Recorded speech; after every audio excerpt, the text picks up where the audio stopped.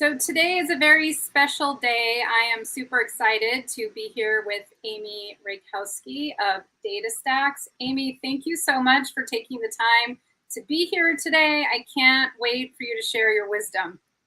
Hi, Cheryl. Happy to help.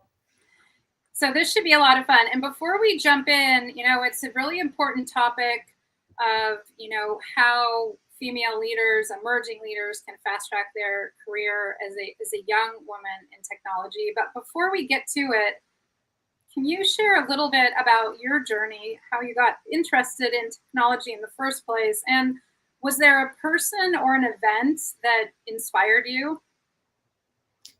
Well, I will say, actually technology is my kind of 2.0 when it comes to careers.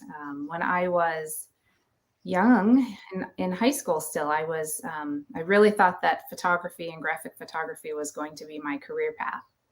And right after high school, that was kind of the path that I took when I went into college, right after my senior year. In fact, as a senior, I also photographed weddings as kind of like an assistant. I started, I want to say, when I was 17. And then the next year, he would double book the gentleman that I kind of worked for as his assistant. And so he could do twice as many weddings a season. So I was 17 and photographing the most important day of people's lives.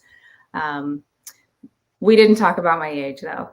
And I went to school for a few years for graphic photography, and I worked for portrait studios and photo labs. And that was actually how I got into leadership roles. I was, on the, consumer side, running portrait studio, photo lab, and, managing people. And at that age, I was still, not even legally allowed to buy alcohol, but I was managing people, some quite a bit older than me and some younger than me. So truthfully, I fell into IT. I did a lot of evenings and weekends. When you're a photographer, you're at the beck and call of, whomever it is that you're working with on the project. And I kind of decided that I wanted a more 9-to-5 job. And I honestly don't even remember how I got connected with this company, but it was a firm that did IT training. And I ended up taking a sales role within that company. And when you worked for them, you were able to take some of their classes in your spare time. So that's what I did. I sat in on a few classes and started to, I wanted to be able to really understand what it was that I was selling. And so that was kind of my first foray into IT. Very different world, but it was kind of that leap that I needed. And I will say, to people who are kind of just starting out, a lot of us don't necessarily dream as little girls, I want to be a leader in IT. It's sometimes just happens. And that's really what it was for me. There wasn't a specific event that said, oh, I really want to do that. And so, but it sounds like, don't you think that a lot of times, even if our experiences are very different, because, you had an experience in photography, but you're kind of, nudged out into the deep end, right? Because you were an assistant, and then all of a sudden your boss was like, oh, you're going to take this solo this weekend. And so you learned from a young age to where like, okay, you didn't really have a choice. And so I did. I will tell you, one of my first weddings that I did myself, I had camera issues, and every photographer has a backup, and it was, a connection between the camera and the flash units, and I was stuck. Both of them were not working properly. So I did a whole lot of improvising and scrambling, and, you can't make up for not having a flash when you need it, but that was one of those holy crap moments. I've got to make this work without them realizing that their wedding day is not going to look the way they hoped. Yeah. And I think that would probably taught you, though, at a young age that it works out, and that maybe I can do things that, maybe I don't feel 100% ready for. So is that carried over into your technology career? For sure. For sure. To spend all day with someone and their family. And like I said, I wasn't even old enough to drink at the reception. You just have to jump in and do it. And, I was always told that I was a little bit of an old soul, and I was always older than I was, chronologically by age, but I think it's things like that you throw yourself into that make that possible. Yeah, and how has that carried over into your career? Have you taken on challenges in your career on your journey to becoming a vice president? I think for sure. I mean, I was young when I first got into IT sales, and I was, early 20s, and you're talking to C-level people, at certain points, right? There's a number of different folks along the way that you're talking to, but depending on project size, I mean, you have to be presenting in front of CIOs and CTOs and what have you. So there were a lot of times where I would just kind of say, "You can do this." Like, I remember someone telling me, just because they have a C in front of their title doesn't mean that they don't put their pants on one leg at a time. And I used to literally say that to myself in my mind because I'd get so nervous before I would walk into a meeting that I could hear my heart beating in my ears. And so I would say, puts his pants on one leg at a time. Chances are good that by the time they're a CIO, they probably have a daughter that's close to your age. So just, you know, appeal to the human portion of this person, know that they're human, ask questions to get to know them. And, once I got better at communicating that way, it made it a lot easier. Yeah. So for anyone listening, if you get nervous before a meeting, and clearly that happens, from entry level positions to senior level positions. If you're a president and GM or your C level, you have to talk to the, chairman of the board or what have you. It can happen in all different times. So, that reminder of, yes, they put their pants or their skirt or whatever they choose to put on one leg at a time can be a really important reminder. And of course, like we've talked about offline as well, there's other ways to prepare your mindset as well going into these conversations. So has there ever You bring up a good point. Like I always say, pants. I live in Ohio, Cheryl, right along the lake. It's always cold here. But you're right. Can't always assume that the CIO is a male. More often than not, it is. But when I was, 2 decades ago, now there definitely is a lot more females. But it's the same thing, right? These are females who started their career a number of years ago, and they weren't in the position they're in now. And so you have to think they're probably moms. They're probably have a to-do list a mile long, just like you do. And so just get to know them as human beings first, and don't worry about what title they carry. Yes, that is an excellent, excellent reminder. And then have you ever felt, of course, we have to, blend your area of expertise with my coaching when it has to do with mindset and high performance and all of those things. So has there ever been a time in your career when you've experienced fear or doubt? All the time. Doubt less. I would consider it more nerves, more fear. Just, is this meeting going to go well? Am I going to be received in the manner that I hope? Am I going to be able to convey the message? And, sometimes you have to have really difficult conversations with customers. And so, yes, I still to this day, it's much less than it used to be when I was younger, but still to this day, I get nervous about something. I would say, if I were to give a piece of advice there, one of the things that I did very early on in my career, and I spent a lot of time in IT security prior to infrastructure, and then now the data science space. I became part of a group, and it's been years, so forgive me, but I think it's still going on, was the ISSA group, which was the Information Security Systems Association.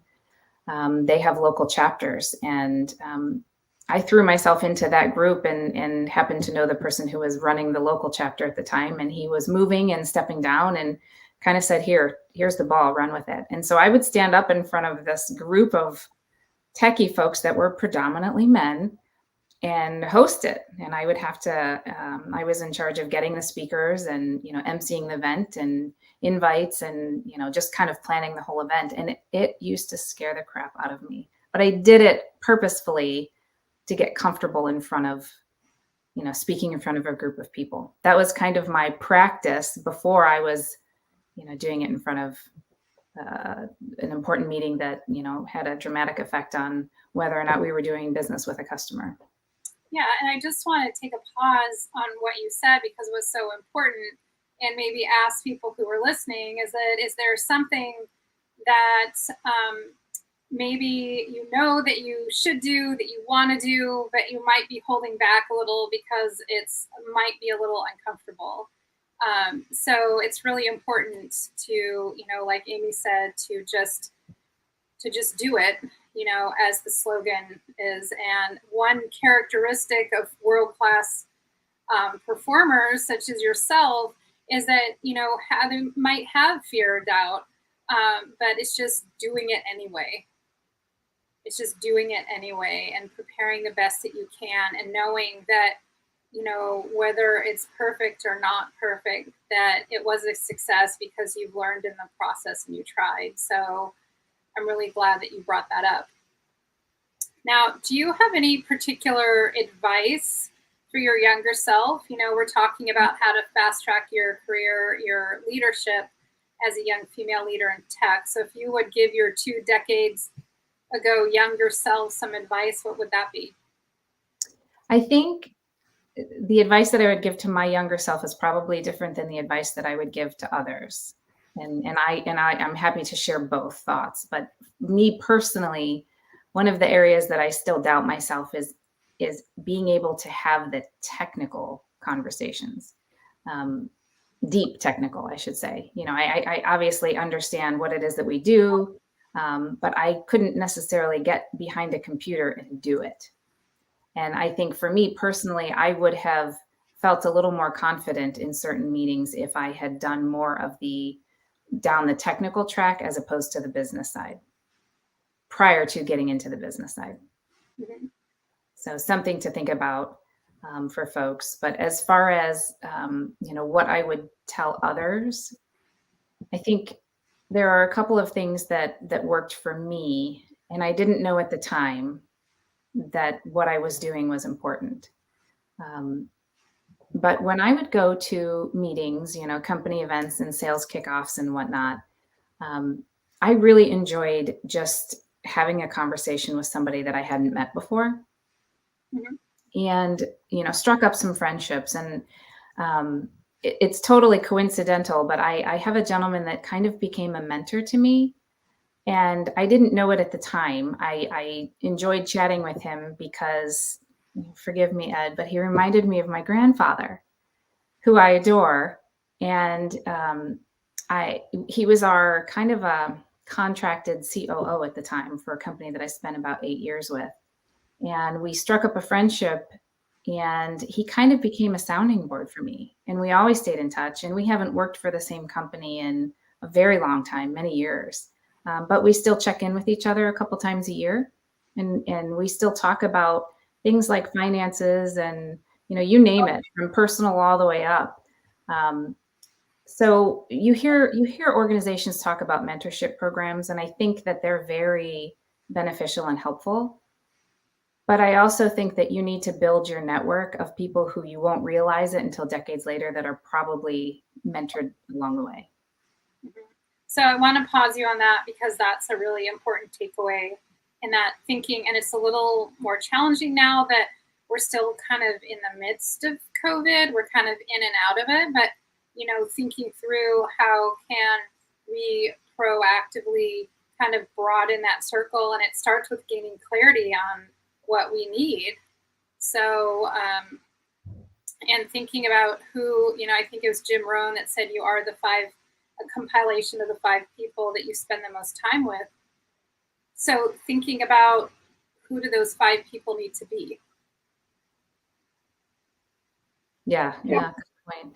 The other thing that I would say is along the same lines is when you seek out somebody, don't necessarily seek them out as this could be a mentor. Seek them out as this could be somebody that I learned something new from that I didn't know before, or making a new connection.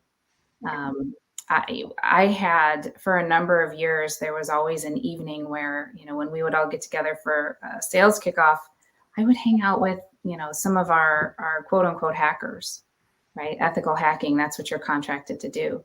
And we would have so much fun because I would learn so much from these guys. And yes, back then they were all guys. Hopefully now they're not. But it was just another kind of talk track that I don't normally sit in on them, or discussion topics that I don't normally hear. And so it made it easier to go back out into the field and know what their daily life is like, and also know who you can reach out to with a question. Yeah. So then what I'm hearing you say is that not necessarily just thinking of who do I need to be connected with. And it's like, who can I have a conversation with that maybe I've never spoken to before, or in a department that I really don't know a whole lot about. Hmm. Absolutely. Yeah. So for anyone listening, is there a call to action that you have? So, whether it's for emerging leaders, so, young female leaders in technology, but also too for your peers and thinking about the best way to empower their team when they're thinking of a succession plan. So, can you offer some advice and call to actions for both? Sure. So if you're going along the same lines of what we just discussed, I think especially it's easier in larger organizations to do this, but I have done this at a number of companies as a new employee. Um, Ask whoever it is that you deal with on a daily basis. Ask for a recommendation of, hey, who do you think I should reach out to who can help me understand, this role or this topic or whatever it is that you have an interest in. And I would just now it's Slack, but send an email or an internal instant message and just say, hey, I'm so and so, I'm new. You were recommended to me. Any chance we can have coffee? We can just have a quick conversation. It depends, right? We're all so scattered now. Um, but not to be shy and just reaching out to somebody that you don't even know based on a recommendation. Mhm. Excellent, excellent. And is that true for female emerging leaders as well as female leaders, or would it be different? I would think it would be the same. I mean, the type of person that you're reaching out to might be a little bit different, but why not? I mean, you're new in the company. The more people that you can reach out to with questions, the better is my thought. Yeah. And even still, I'm a little over a year into this new role, and we hire every month. We have 20 to 30 new people start. It seems like. So I need to take my own advice and make sure that I do a better job of reaching out to new folks as well. Yeah. So maybe set some definitive goals, or just make it kind of put a system and a process in place to do that. Hmm. And it seems like data stacks has gotten a lot of great press recently. So what's next, and what's going on? What's next for Amy, and how are things going over there? Going great. It's one of the things that I love the most about coming here is the culture and the people. Technology is technology. There's stuff that's really exciting. There's stuff that's not so glamorous, but it's really important. And we do a little bit of both. But it's a great culture, great people. I've really enjoyed the teamwork and the camaraderie and the willingness to jump in. Definitely learning a different kind of discussion track with customers. I spent a lot of time in security and half of that time in infrastructure, and so the data science space and analytics is new to me, but it's definitely really important. So things are going well. So that sounds great. So some of the takeaways then are: make sure that you have technical expertise, maybe even if you don't consider yourself in a technical role, and be sure to reach out to folks who are in your wheelhouse, who can help you and support you, but also to build relationships with those in other departments that maybe you don't know that much about. Absolutely. Well, thanks so much, Amy, for your time and sharing your wisdom. And it's a really exciting time for you in DataStax, and I look forward to following your journey. Thanks, Cheryl. Glad to be here. Great to chat.